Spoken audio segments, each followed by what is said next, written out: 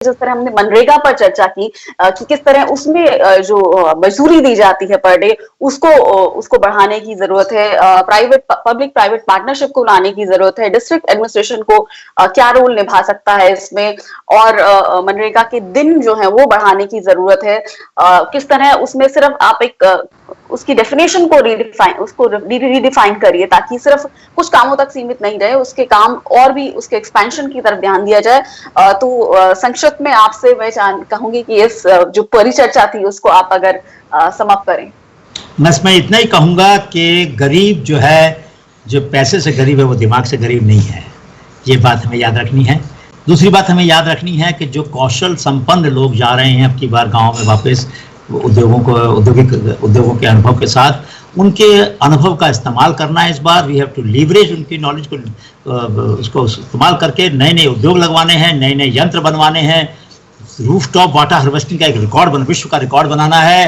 कोई भी बिल्डिंग ऐसी नहीं होगी, कोई भी स्कूल ऐसा नहीं होगा इस देश के अंदर जिसकी छत पर जो बारिश गिरेगी उसको पानी को नीचे की टंकी में नहीं इकट्ठा किया जाएगा। ऐसा अगर हम संकल्प ले लेंगे तो हमारे जो स्वच्छता का मिशन है उसको भी ताकत मिल जाएगी, पीने की पानी की दिक्कत भी हल हो जाएगी, औरतों को बहुत दूर जाना नहीं पड़ेगा पानी लाने के लिए, और देश के अंदर एक क्रांति आएगी इससे कि हम सब स्वच्छता और साथ ही साथ निर्मलता की तरफ एक जल शक्ति मिशन जिसको सरकार ने एक नया नाम दिया है, जिसके आधार पे उस काम को आगे बढ़ा सकते हैं। हमें पारंपरिक ज्ञान को विकास का आधार बनाना चाहिए। बहुत सारे समाज बहुत समय तक स्वस्थ रहा है, सुखी रहा है, उसकी कमियों के बावजूद।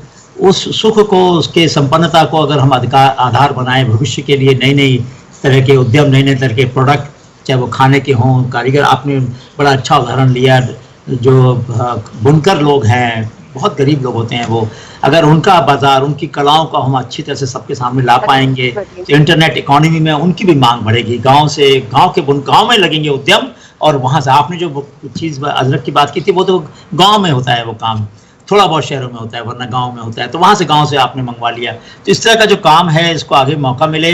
इंटरनेट इकोनॉमी ग्रामीण उद्यमों को सक्षम बनाने में लग जाए, बजाय इसके कि हम सिर्फ डाउनलोड करते रहें, अपलोड ना करें। हमें डाउनलोड टू अपलोड रेशो जो है अपने देश का, उसको बदलना है। यहाँ की संस्कृति, यहाँ की व्यंजन, यहाँ की कलाएं, यहाँ के कौशल, उसको अपलोड करना है।